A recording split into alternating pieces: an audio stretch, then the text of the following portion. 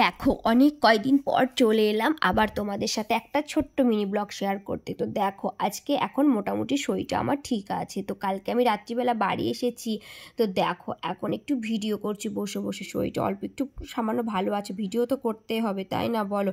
তো দেখো এখন বিকেলবেলা স্নান সেরে চলে এসেছিলাম রান্নাঘরে বলতে আছে ঘরে গ্যাসে রান্না করব। তো দেখো আগের ভিডিওতে তোমাদের দেখিয়েছিলাম যে কলাগুলো একটু নষ্ট হয়ে গেছে, কিন্তু কলাগুলো খোসা কালো হয়ে গেলে কি হবে, ভিতরটা কিন্তু একদমই ভালো আছে, তো কেউ খেতে চাইছে না।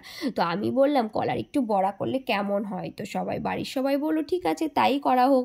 তো আমি আর দিদিভাই দুজনে মিলে কলার একটু বড়া তৈরি করব। দেখো তার সাথে কলাগুলোকে এখানে ছাড়িয়ে নিয়েছি, আর এই দেখো এখানে আটাটা চেলে রেখেছি।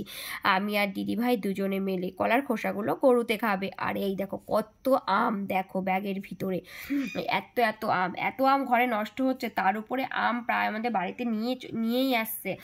তো আমি আজকে তোমাদের দাদাভাইকে বারণ করলাম, বললাম এই আমগুলোকে শেষ হোক তারপর আম নিয়ে এসো কেমন, কারণ আমগুলো ঘরে থেকে একদমই নষ্ট হচ্ছে। তো দেখো তোমরা আজকে বিকেলবেলা কলার বড়া তৈরি করব, তো কে কে পছন্দ করো অবশ্যই কিন্তু জানাবে। তো দেখো এখানে আটা নিয়েছি, আর এই যে কলা, চিনি আর কি বলো তো দুধ নিয়েছি বাটিতে। একটু কলার বড়া একটু দুধ দেবো, যেহেতু দুধ ঘরে সেই জন্য আমরা বড়া তৈরি করলে কিংবা কোনো পিঠে আটা জিনিস তৈরি করে দুধ তো অবশ্যই দিয়ে মাখি, জল দিই না।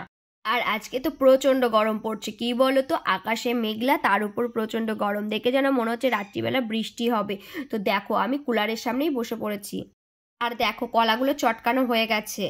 তারপর দেখো আমি আটা দিয়েছি, কলা দিয়ে দুধ চিনি দিয়ে একসাথে একটু ভালো করে মাখিয়ে নিচ্ছি, কারণ কি বলতো ভালো করে মাখিয়ে না নিলে কিন্তু কলাগুলো ভিতরে ওই দানা দানা মতো বেঁধে থাকবে, মুখে একটুও ভালো লাগবে না। তো দেখো ভালোভাবে যত ভালো করে এটা মাখিয়ে নেবো তত কিন্তু ভালো লাগবে খেতে, আর ভিতরটা ফাঁপা হবে বড়াটা। তো দেখো আমি ওকে ভালোভাবে মাখিয়ে নেব, তারপর তোমাদের দেখাচ্ছি চলো পরে। দেখো কলার বড়া তৈরি করার জন্য আমার কিন্তু আটা ময়দা দুধ চিনি কলা সবকিছু একসাথে মাখিয়ে নেওয়া হয়ে গেছে। এবার আমি ফ্রাই প্যান একটু তেল বসিয়ে দিয়েছি, কারণ কি বলতো আমাদের বাড়িতে সর্ষের তেল ব্যবহার হয় সব সময়, কারণ আমাদের বাড়িতে সাদা তেলটা খুব কমই পছন্দ করে সবাই, যেহেতু ঘরের সর্ষে সেই জন্য আমাদের সাদা তেলটা খুব কম চলে। তো তেলটাকে একটু গরম হতে দিয়েছি, দেখো তেলটা কেমনভাবে ফুটছে, দেখে মনে হচ্ছে গরম হয়ে গেছে। এবার আমি বড়াগুলোকে সব দিয়ে দিচ্ছি, এই যে দেখো কেমন, প্রথমবারে অল্প করে দিয়েছিলাম কারণ তারপর একটু দিতে লেট হচ্ছিল আমার প্রথমবারে। তো দেখো পরে আমি বড়াগুলোকে আস্তে আস্তে একটু উল্টে পাল্টে দিচ্ছি, একটু লালচে করে ভেজে নেব, তারপর এটাকে নামিয়ে নেব। তো দেখো একটু লালচে করে এটা হালকা আঁচে ভাজতে হবে, কারণ বড়া যেহেতু।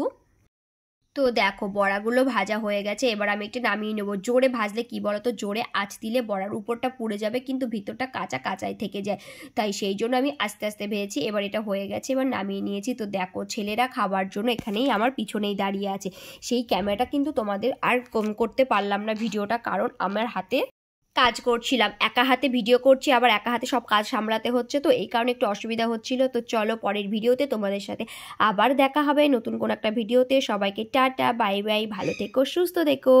আমি অনেক কয়দিন ভিডিও দিতে পারিনি কারণ আমার শরীরের অবস্থা খুবই খারাপ, তো আবার আজকে চলে এলাম তোমাদের সাথে নতুন ভিডিও নিয়ে।